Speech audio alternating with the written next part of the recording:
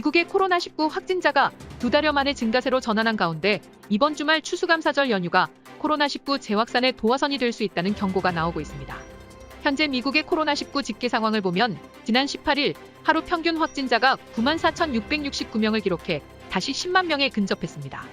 이는 지난 9월 중순 17만 명을 기록한 이후 2달여 만에 가장 많은 수치였습니다.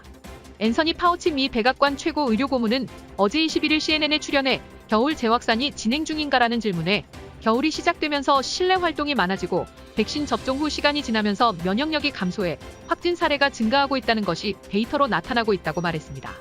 그는 이어 이런 상황은 예상 못했던 것이 아니다라고 전하며 백신 접종을 통해 다가오는 연휴를 기점으로 코로나19 재확산 위험을 예방해야 한다고 강조했습니다.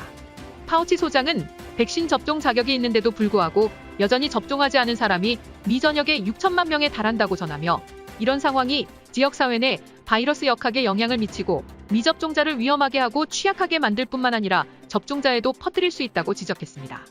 전문가들은 추수감사절 연휴를 맞아 수천만 명의 미국인들이 가족과 친구를 만나기 위해 이동하고 추운 날씨 때문에 실내에서 명절을 기념하는 것이 코로나19 폭증세에 불을 붙일 것으로 예상하고 있습니다.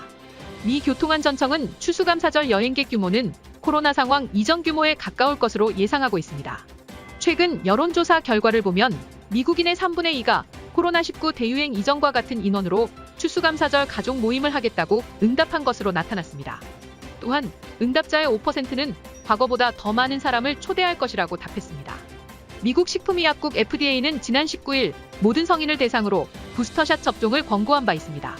파우치 소장은 이런 FDA의 권고를 전하며 FDA가 5세에서 11세 어린이에 대한 백신 접종을 승인했다는 사실도 상기시켰습니다.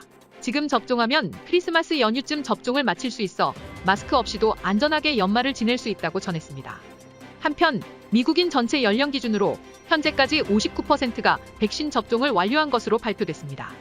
12세 이상 기준 완료율은 69%며 65세 이상은 86% 수준입니다.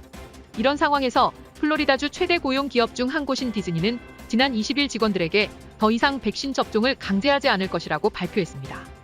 이는 고용주가 직원들에게 백신 접종을 강제하는 것에 대해 금지하는 법안을 플로리다 주지사가 서명한 데 따른 것입니다.